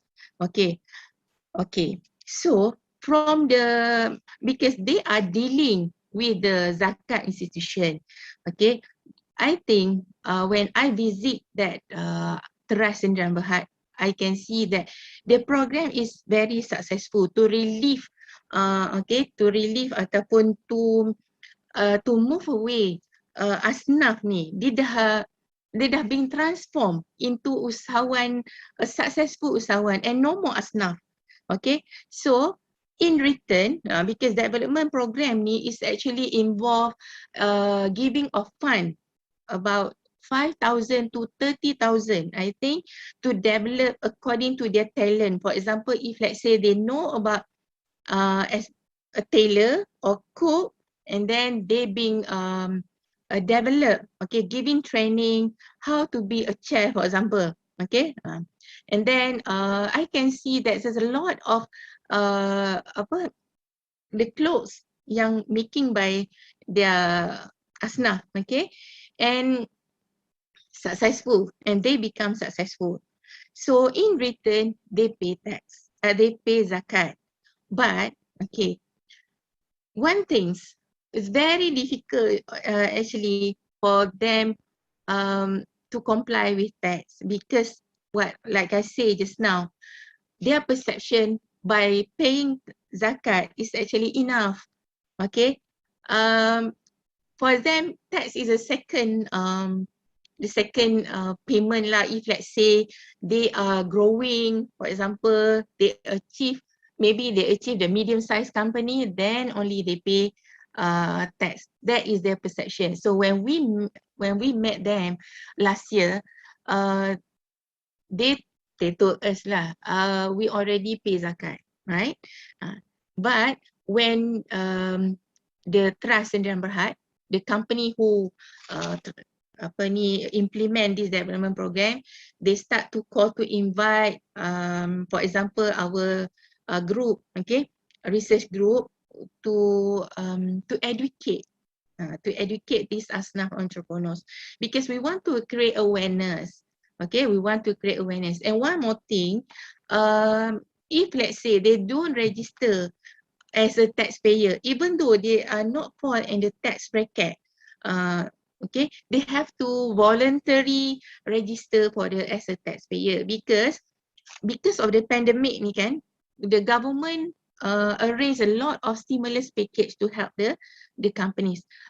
Majority of them tak dapat because they not register. The company's name is not registered as the taxpayer with the inland revenue. So that's why voluntary register as a taxpayer ni is very important. So that is the the knowledge that we try okay, to distribute to them. Okay, the knowledge that we try to reach them, that it is very important to pay tax as well. Okay, other than zakat. Okay, the second one. Can you repeat the second one about the middle class? Maybe about the middle class to encourage the middle, how taxation in Malaysia to encourage middle class in Malaysia, Dr. Nadiah. Meaning that the middle class is M40, right? The middle class income level, Yeah. whether they comply or not. Yeah. Okay. Okay, that is an issue with the middle income level, which we call as M40, because, okay, normally there are 3 income level in Malaysia: B40, M40, medium, and T20, highest income level. So normally B40, they are not being, they don't have to pay tax, the direct tax, because the income level too is below than the tax bracket. So that's why they are not pay tax. Okay, but for M40, they are the middle, okay, the middle income level. They suppose they are being burdened with 2 types of tax. Okay, direct tax and indirect tax. Okay, so that's why when I discuss with my master student, they normally come from the middle M40. Their perception also, they better pay zakat, okay, rather than pay tax. Maybe because of with the rumors where the tax monies goes with all the issue, other issue, political issue, right? So people are more rely on institutional factors now. They rely more on institutional zakat rather than on the tax authority, because they can see that especially during the pandemic, kan, banyak institusi zakat yang hulurkan bantuan, right? Giving fund to ASNA, providing house, they pay the rental, and also they pay the food bank, kan, they provide the food bank semua tu, so they can see the transparent lah, okay, the funding tu is transparent. Okay, so this is the dilemma of the M40, because they claim that they pay tax but they don't get the bantuan, right? The fund from the government. For example, during the pandemic, all the stimulus package normally goes to the lower income level and the small medium enterprise. How about the medium income level? They are very affected, okay? Especially with the online class, they keep, kan, the children, they are not going to school, but the classes are conduct online. The mobile, okay, they have to buy, for example, laptop. They have to spend for the mobile data. So those are expenses. So that's why they are in the dilemma, the M40, because they have been burdened by the two, okay, the two tax. The 2 type of tax lah. Okay, the indirect tax and also direct tax. Indirect tax when they consume goods, and direct tax based on their punya employment. So I think that's why the government improve the relief.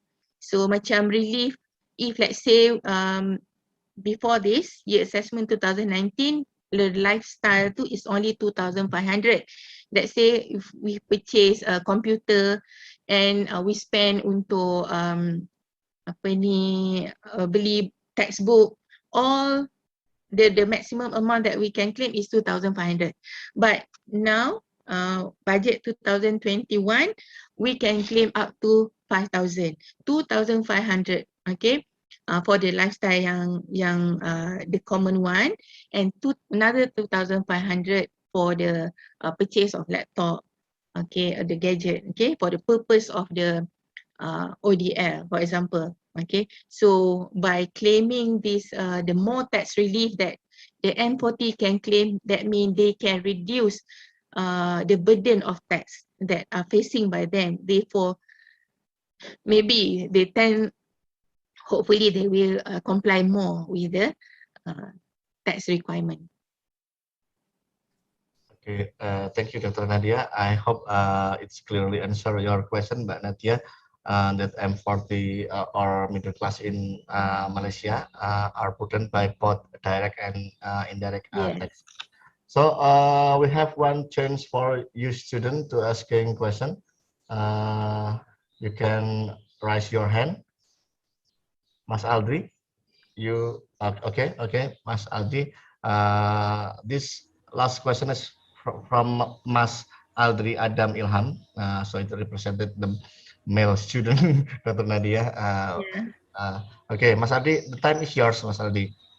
Okay, thank you for the opportunity, Mr. Acwin. Introduce, my name is Adam Milam. I want to ask Dr. Nadiah regarding the basic things that are often disputed. There are deduction and expansion in taxation. These two things are similar but different from each other. Many people do not know and misinterpret the basic difference between expansion and deduction. I'm a student of PKN STAN. We're part of the Ministry of Finance of the Republic Indonesia. Feel I have to explain this to people who don't know it. Is there a simple explanation for this so that is easily understood by people who don't know about it? So then, is there a way to make sure to measure the fairness of this system and determine the ideal tax-based system for the country of Malaysia in the future, or which is being planned for various income levels and sectors? And have there been problems that arise regarding deduction in Malaysia taxation that might be a lesson for us Indonesian in the future? So maybe I ask 3 questions to Dr. Nadiah. Thank you. Sorry, I can't hear the first question, yeah, Dr. Nadiah. Yeah. You can repeat what is the differences between your first question, Mas Aldri? Oh yeah, my first question is the difference between deduction and exemptions, because these two things are similar but different but from each other. So that is there a way to make is there a simple explanation for this so that it's easily to understood by people who don't know about it? That's my first question. Thank you. And the first question are about the difference between deduction and exemption. Okay. So normally for exemption is a statute, okay, under the statute or the law. So for example, when I did my PhD, okay, I did on tax incentive. Okay, tax incentive is example of the exemption. The exemption mean that the statute allowed certain percentage as exemption from paying tax. Okay, for example, let's say if the company, okay, even though the individual, the sole proprietor also entitled to apply for the tax incentive. Jadi with the term tax incentive itself, incentive to, okay, is actually to stimulate. The function of exemption is we have when we allow exemption, they enjoy the tax saving from the exemption. So the tax saving can be utilized, okay, to reinvest, okay, to reinvest for the purpose or for the benefit of the company. For example, if let's say we have company, and let's say for the sole proprietor itself, the tax saving from the exemption, they can utilize to expand their business. Okay, so that is the exemption. Exemption normally is given by the statute or the law, but the deduction is under the income tax as well. Okay, the deduction is actually, for example, the relief, okay, something yang the government, the inland revenue, identify the expenses that is related with the taxpayer. And if let's say they allow that deduction, the expenses to be as deduction or relief, it can reduce, okay, it can reduce or it can lead to minimal tax payable by the taxpayer. So normally expenses ni macam tadi, dia ada the maximum amount. For example, macam child relief, right? Child relief. Let's say age 18 years and below, we entitled to claim deduction or tax relief of 2,000. Okay, so the government given the tax relief or deduction in terms of what is the maximum amount that we can claim. But exemption is normally in the form of percentage from the tax itself. Okay, for example, pioneer status in Malaysia, the company who embark in pioneer status lah, ataupun apply for the pioneer status tax incentive, embark in activities, okay, who classify under the pioneer status activities, they entitled to get exemption of 70% from the statutory income. Normally exemption, okay, jadi dia akan dapat tax saving 70% of the statutory income. For example, statutory income 1 million, the exemption 70%. They enjoy the tax saving of 700,000. Okay, so exemption normally quite a huge amount lah given to the taxpayer. Okay, because the purpose of exemption tadi is to stimulate the investment. Okay, to stimulate the investment. But normally for the deduction, for example, tax relief for the individual taxpayer and even for the company, is to minimize the income tax, not to exempt it. Okay, not to exempt, they have to pay the tax, but to minimize the payment of the tax. Right? Okay. Second, do you have second question? So that's why tax education program is important, right? Because normally, macam tax incentive, not many of the business owner, they know or they get the information about the tax incentive in Malaysia. So from my study, from 1986 until 2008, that okay, for 15 years, for example, okay, for a period of 15 years, only 2,200 companies who apply for tax incentive. So out there, there's a lot of companies that they don't have the information about the tax incentive, about the tax deduction. So that is actually the role of the tax authority, okay, to educate the taxpayer, okay, to understand, to get knowledge, more tax knowledge, so that they can enjoy more benefit from the tax. Okay, the last question from Mas Aldi is about is there any tax deduction problem case in Malaysia that we in Indonesia can learn about the Malaysian case that being solved actually. Okay, the case regarding the tax deduction, I think that is a normal case, okay, because we have tax audit, there's a lot of case.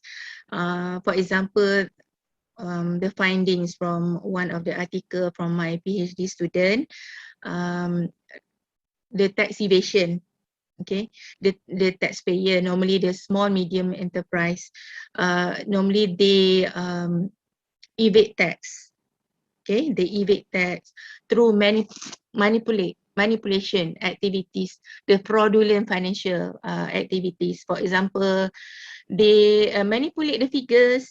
That is, I think, the normal circumstances, the normal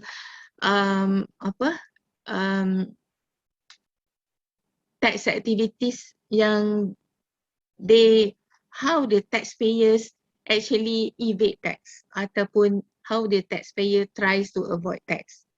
Okay, for example macam child relief tadi, if let's say they don't have the education, the tax education, the tax knowledge, they claim, husband and wife claim the same source lah, child relief tu. So suppose only husband can claim, wife cannot claim. But maybe they don't have intention. They don't have intention to do inaccurate submission of tax return by claim same child relief kan, for husband and wife. So again, we maybe the errors, the inaccurate submission of tax return, okay, due to the wrong deduction claimed by the our taxpayer to because lack of tax knowledge. So again, okay, that is the role of the tax administration. How they want to ensure that the sufficient knowledge in tax reach the taxpayer. Okay. Tapi attitude of the taxpayer also, because the tax authority also provide a lot of information in the website, kan, in the website of the of the IRBM, but they don't seek the information. They just wait, kan? They just wait. So that is the problem lah. Tapi I think kalau in terms of indirect tax, maybe akan jadi lesson learned jugalah, because we revert back from GST to SST. Okay, I'm not sure what is the agenda, but we can say that among 131 countries in the world who implement GST, Malaysia is the only country that revert back to SST. But from the research that we have done, we can see that there's a lot of advantage actually from the GST. Okay, but maybe when there's a rumors that Malaysia is going to re-implement again GST, but in terms of the implementation lah, the monitoring, because when the GST be implemented, ada hiccup kan, ada increase in the price of the products. So that's why people start to rebel kan. And then in terms of the tax refund, the tax authority, the government promise, for example, the tax refund from the GST will be refunded within the 14 days. So actually, if we refer to the research, okay, normally the tax refund it should be between 3 to 6 months to refund. Of course, it affects the flow of money, kan, of the companies. But we have to make things clear to the taxpayer. Okay, in terms of the refund, in terms of the price. So the tax authority must play a major role lah. Okay, in terms of monitoring. If let's say GST is going to re-implement in Malaysia. So that's why I think that is what Indonesia can learn from Malaysia. Okay, Indonesia is okay dah with the GST. Malaysia je hari tu dia dah revert, and now hopefully dia akan revert back to GST, insyaAllah. Okay, thank you Mas Adri, thank you Dr. Nadiah. We are glad to having you today. Let me summarize this as a closing session. So Dr. Nadiah presenting much about taxation and taxation practice in Malaysia. I also note some interesting point about ASNAF SMS program that we don't have in Indonesia. Maybe you can study further about this. We can study further about this. Yeah. And Dr. Nadiah also pointing about unresolved issues in taxation, that is tax avoidance and society perception about where the money is goes. So I will requote from Benjamin Franklin quotes that in this world nothing can be said to be certain, except yeah. debt and taxes. Okay, okay, Dr. Nadiah, I'll close this session by deliver some pantun for you. Okay, rencana wisata ke Kota Sabah, tak sabar lihat kota yang indah. Terima kasih Dr. Nadiah, semoga ilmu bermanfaat dan barokah. Okay, student, I think the God blessing us today, a good guest lecturer, a cool student question, and impressive discussion. So we can expect more than this. So I hope we'll be continue with our future cooperation. And I close with my magic word, student choose to be happy since it will improve your immune. Okay, I will bring back the control to Mbak Elma. Okay, Mbak Elma, the screen is yours. Thank you, Dr. Nadiah. Welcome, Mr. Acwin. Have you taken a photo, Mr. Acwin? Yeah, and at the last session, we will take a photo, Dr. Nadiah.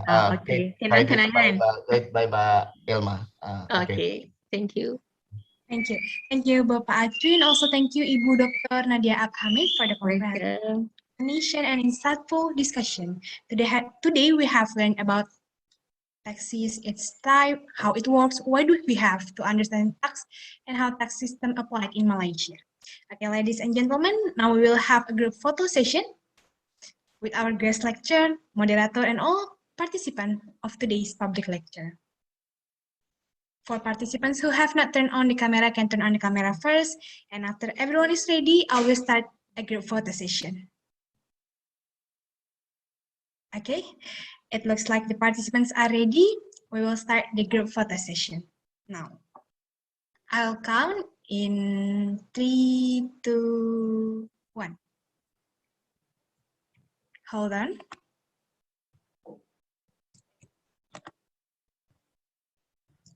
Okay, one more time.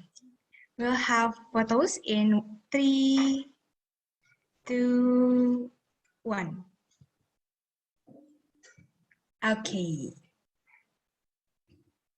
Thank you so much, everyone, and also Dr. Nadiah, Bapak Acwin, Mr. Budiwaluyo, they're joining us until the end of this session. Thank you so much, Bapak. Okay. So thank you so much, STN, okay, for giving the opportunity to me. Thank you, Pak Acwin. Thank you, our MC Elma, Mbak Elma. It's my pleasure, Ibu. Ladies and gentlemen, we almost reached the end of today's public lecture. I would like to remind you to fill the form of evaluation and presence link to claim the certificate. We have already shared the link in the room chat and also link for today's material in the description box YouTube for participants who join from live YouTube. The link will be open from now.